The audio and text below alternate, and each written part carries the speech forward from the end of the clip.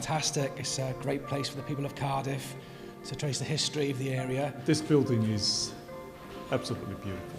I can't describe it any better than that. And it amazed me how much Cardiff's changed over the years and how long Pierhead's been here for. If people are looking for things to do, I always say, well, let's go down the bay and have a little look round, and it's free.